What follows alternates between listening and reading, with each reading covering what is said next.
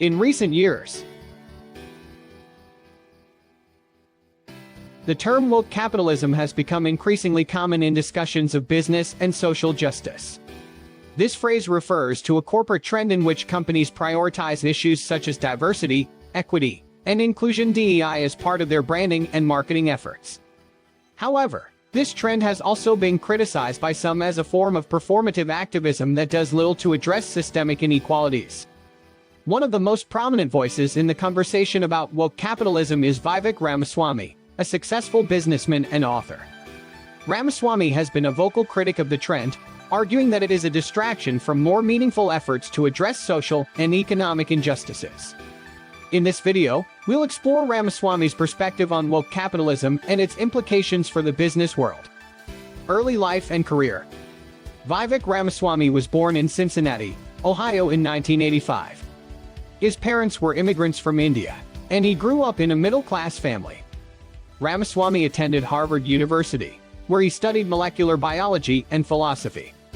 After graduating, he worked briefly as a consultant at McKinsey & Company before pursuing a law degree at Yale University. After completing his law degree, Ramaswamy worked as an attorney at the law firm Davis Polk & Wardwell. However, he quickly became disillusioned with the corporate world and decided to pursue entrepreneurship instead. In 2010, he founded Roivant Sciences, a pharmaceutical company that focuses on developing drugs for rare diseases.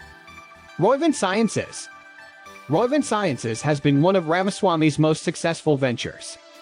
The company has raised over $3 billion in funding and has been involved in the development of several new drugs. However, Ramaswamy's tenure at Roivant Sciences was not without controversy. In 2018, the company faced scrutiny after one of its subsidiaries, Axovant Sciences, released disappointing results from a clinical trial for a new Alzheimer's drug. The news caused Roivant Sciences' stock price to drop significantly, and some investors accused Ramaswamy of misleading them about the drug's potential. Despite these setbacks, Ramaswamy remains a respected figure in the pharmaceutical industry. He has been recognized as a young global leader by the World Economic Forum and has been featured in several prominent publications, including Forbes and the New York Times. Woke capitalism. In recent years, Ramaswamy has turned his attention to the phenomenon of woke capitalism. In his view, many companies are using issues of social justice as a marketing ploy, rather than making meaningful efforts to address inequality. Ramaswamy argues that this trend is harmful in several ways. First, he believes that it distracts from more substantive efforts to address inequality. By focusing on diversity and inclusion initiatives, for example, companies may avoid addressing broader economic issues such as income inequality. Second, Ramaswamy argues that woke capitalism can be divisive. By emphasizing identity politics and emphasizing differences between groups, he believes that it can lead to a culture war mentality that is counterproductive to solving social problems. Finally, Ramaswamy argues that woke capitalism can be harmful to the economy as a whole.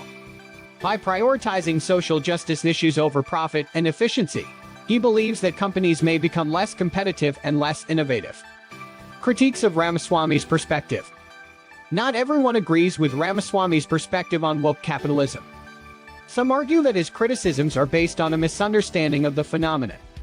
For example, some argue that woke capitalism is not just about marketing, but about a genuine desire among some companies to address social issues.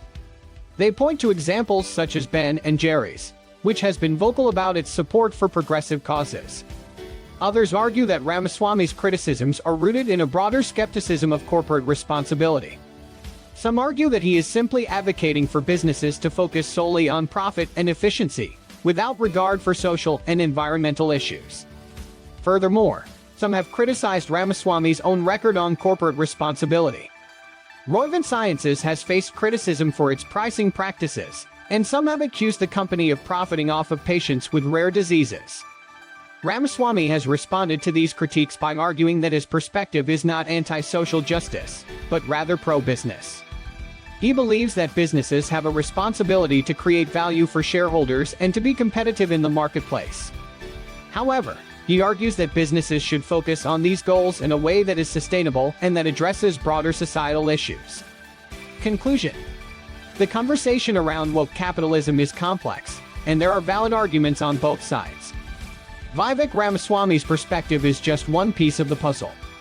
However, his perspective is important because it challenges us to think critically about the role of businesses in society. Ultimately, the debate around woke capitalism is a reminder that social justice issues are complex and multifaceted. While it is important for businesses to be engaged in these conversations, it is also important to recognize that there are no easy solutions. As we continue to grapple with these issues, it is crucial that we engage in thoughtful and nuanced debate, and that we remain open to new perspectives and ideas.